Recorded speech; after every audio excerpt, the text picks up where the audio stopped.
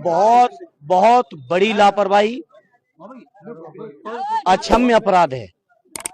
आप सोचिए कितने ख्वाबों से लोग बच्चों को प्यारते हैं, दुलारते हैं। नवजात बच्चे जिस परिवार में आते हैं कि आज खुशी का माहौल होता है, उन परिवारों के घर में इस तरह का मातम पैदा करने वाले लोग अक्षम्य हैं।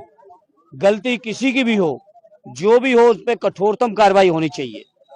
और ये जिस तरह की मीडिया में रिपोर्ट्स आई हैं, जो हालत है, संवेदनहीनता की पराकाष्ठा आप देखिए कि जहां 10 परिवारों के बच्चों के घर का दीपक उजड़ गया हो, वहां डिप्टी सीएम अगर जाते हैं, जो कि केवल छापामार मंत्री भी लोग मानते हैं उत्तर प्रदेश के, तो रात में उनके लिए वहां चूना बिछाया जाता है।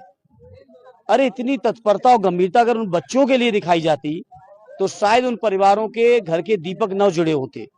तो ये बीजेपी के लोग संवेदनहीन लोग हैं, लापरवाह लोग हैं, गैर जिम्मेदार लोग हैं। सरकार की जिम्मेदारी से इन्हें कोई मतलब नहीं है। इन्हें केवल समाज में कैसे नफरत फैलें, कैसे चुनाव जीत लें, इसके अलावा बीजेपी के लोगों की इसके आगे सोच नहीं बढ़ती है। डिप्टी सीएम केशव प्रसाद मौर्य ने कहा है कि हमारा नारा है, एक रहेंगे तो सुरक्षित रहेंगे। देखिए, यहाँ कोई असुरक्षित नहीं है और उनकी सुरक्षा की जिम्मेदारी नहीं है। ये देश आज का नहीं, सदियों से सुरक्षित है।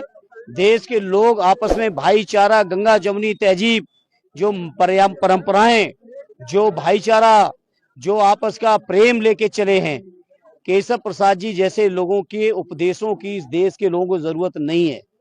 जो जिम्मेदारी मिली है, कम से कम उस जिम्मेदारी को निभा लो। वो तो निभा नहीं पा रहे हो। दूसरे डिप्टी सीएम ब्रजेश पाठक ने समाजवादी पार्टी पर निशाना साधते हुए कहा है, सपा मुसलमानों को तेज पत्ता समझती है। मुसलमानों की, हिंदुओं की बातें करना बंद करें। पहले वो झांसी के नवजात शिशु जो खत्म हुए हैं, जिनके परिवारों के दीपक उजड़े हैं, क्योंकि स्वास्थ्य मंत्री भी वही हैं, इस बात का जवाब दे। वो उत्तर प्रदेश की जनता उनके इन उपदेशों को नहीं चाहती है, लेकिन चूंकि छापामार मंत्री हैं, कर कुछ पाते नहीं है, संवेदनहीन है।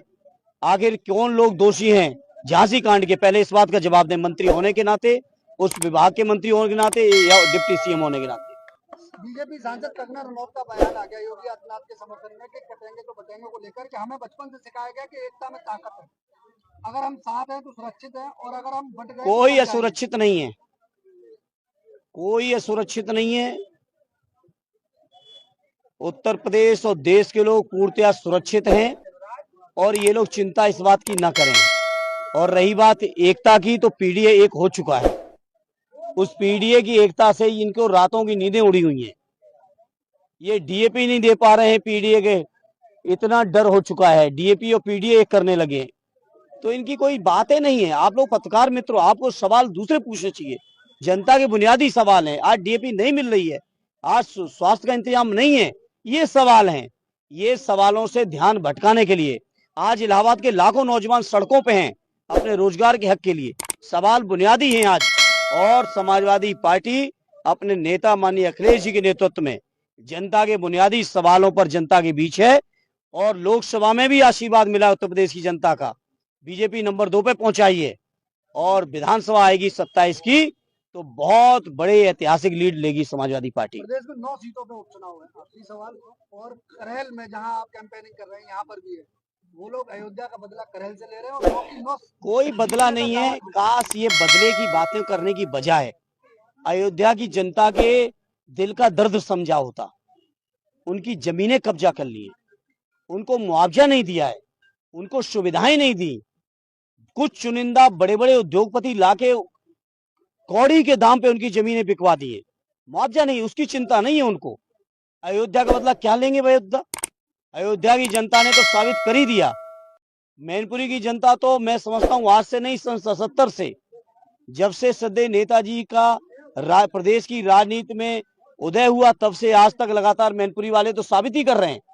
और रही बात इस चुनाव में, अगर उनके दिल में कोई ज्यादा तमन्ना अधूरी रह गई हो तो 23 तारीख का इंतजार करें। करेल की जनता भी उनको सही सबक सिखा देगी।